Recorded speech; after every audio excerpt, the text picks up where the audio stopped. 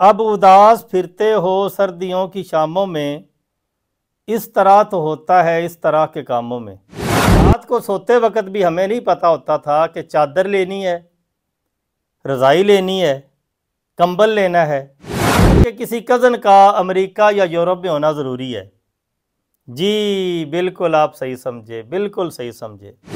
कभी हम भी तुमसे थे आशना, तुम्हें याद हो कि न याद हो। हमारे यहाँ जो लंडा आता है ना, उन पुरानी जर्सियों में से कुछ तो न्यू जर्सी से ज़रूर आती होंगी। अस्सलाम वालेकुम। जी क्या हाल हैं, ठीक हैं? जी अल्हम्दुलिल्लाह।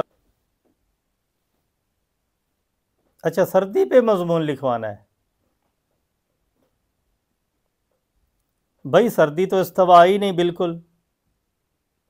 नवंबर में ये हमें था कि दिसंबर में सर्दी आएगी, दिसंबर में ये था कि जनवरी में सर्दी आएगी। अगर 10-15 दिन धुंध वाले निकाल दें तो सर्दी तो बिल्कुल नहीं आई। अच्छा, बच्चे का टेस्ट है और सर्दी पे मज़मून लिखना है। मेरी बात माने ना, तो वो लतीफ़ा सुना होगा आपने कि टीचर ने कहा था कि सुस्ती पे मज़मून लिखें। तो एक बच्चे ने मज़मून लिखते हुए सबसे पहले उन्वान दिया सुस्ती, सारा सफ़ा खाली छोड़ दिया और नीचे लिख दिया ये है सुस्ती। ऊपर सर्दी लिख के ना, तो नीचे वो लिख दे कि इस दफ़ा सर्दी आई नहीं।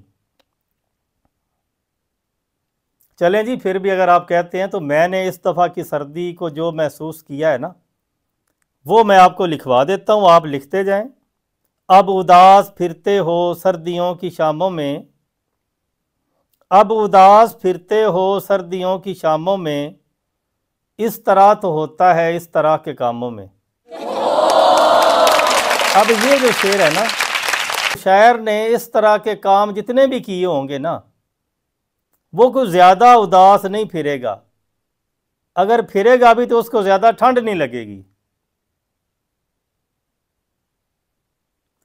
भाई ये मुझे नहीं पता कि शायर की इस तरह के कामों से क्या मुराद है, मगर मुझे इतना पता है कि इस दफ़ा जो सर्दी है ना, बल्कि नीम सर्दी है, उसकी शामों के साथ साथ सुबहों, दोपहरों, सपहरों और रातों को उदास फिरने की एक वजह महंगाई है। गरीब बंदे के लिए तो 2 टाइम की रोटी खाना मुश्किल हो गया है। अच्छा, नीम सर्दी पे पहले थोड़ी सी मैं वजाहत कर दूं। देखें जी, पहले जब सर्दी आती थी ना, तो सुबह उठते ही हमें पता होता था कि हमने गीज़र चलाना है, पानी गर्म करना है और उससे नहाना है। और इस बार क्या हुआ, सुबह उठते थे तो ये पता नहीं होता था कि गर्म पानी से नहाना है, नीम गर्म पानी से नहाना है या फिर ताज़ा पानी से नहाना है। चलें, नहा लिया। अब ये नहीं पता होता था कि कपड़ों के ऊपर हमने वेस्टकोट पहननी है, स्वेटर पहनना है, कोट पहनना है या फिर पुरानी जर्सी पहननी है। जी पुरानी जर्सी का जिक्र क्यों किया, इस पे भी मैं बात करता हूँ। रात को सोते वक्त भी हमें नहीं पता होता था कि चादर लेनी है, रज़ाई लेनी है, कंबल लेना है। जी पुरानी जर्सी से मैंने ये नहीं कहा कि लोगों की कुव्वत ख़रीद इतनी कम हो गई है कि कोई बंदा भी न्यू जर्सी नहीं ले सकता। मुझे ख़दशा था कि न्यू जर्सी का जिक्र करते हुए ना, जो अमेरिका की रियासत है न्यू जर्सी, उसके किसी कानून की खिलाफ वर्जी ना हो जाए। जी न्यू जर्सी रियासत। हमारे यहाँ जो लंडा आता है ना, उन पुरानी जर्सियों में से कुछ तो न्यू जर्सी से ज़रूर आती होंगी। वो किसी ने कहा है ना कि अगर अमेरिका के पास न्यू जर्सी है तो हमारे पास भी तो नवा कोट है ना। इस दफ़ा आने वाली सर्दी बड़ी अजीबो गरीब है। वैसे तो सर्दी और गर्मी दोनों ही गरीबों के लिए होते हैं। सर्दियों में अमीर जो है वो हीटर लगा लेते हैं, वूल के कपड़े पहन लेते हैं, खुश्क मेवाजात खाते हैं उनको सर्दी नहीं लगती।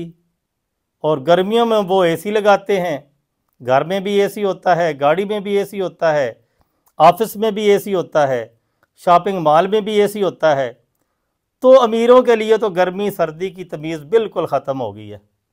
जहाँ तक गरीबों के एहसास व तमीज़ का तल्लक है ना, उनके किसी कज़न का अमेरिका या यूरोप में होना ज़रूरी है। जी बिल्कुल आप सही समझे, बिल्कुल सही समझे। जब वो लंडे से कोई जर्सी, स्वेटर या कोट ख़रीदते हैं तो उसको ड्राई क्लीन करवाते हैं, उसको अच्छी तरह पैक करवाते हैं, और फिर जब पहनते हैं तो कहते हैं जी ये हमें हमारे कज़न ने अमेरिका से भेजा है, लंदन से भेजा है, फ्रांस से भेजा है।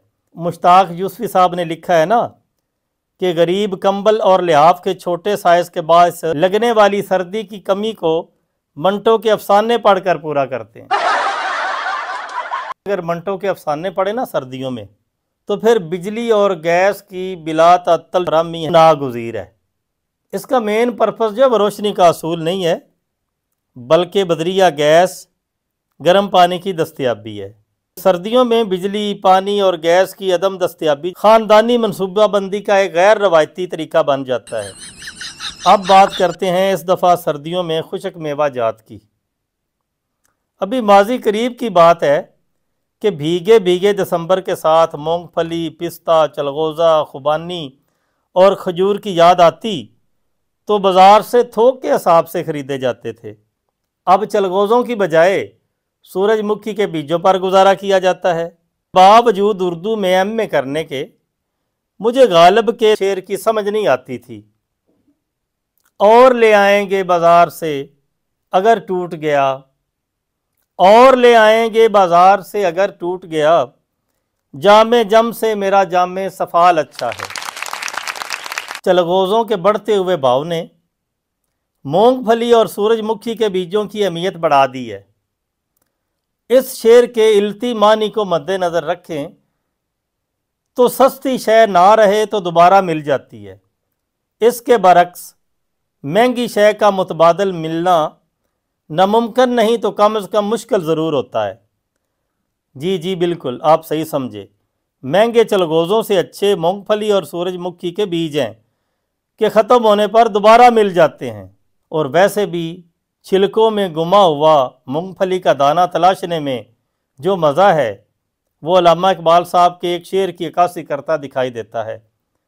जो कबूतर पर झपटने में मज़ा है ए पिसर, जो कबूतर पर झपटने में मज़ा है ए पिसर, वो मज़ा शायद कबूतर के लहू में भी नहीं।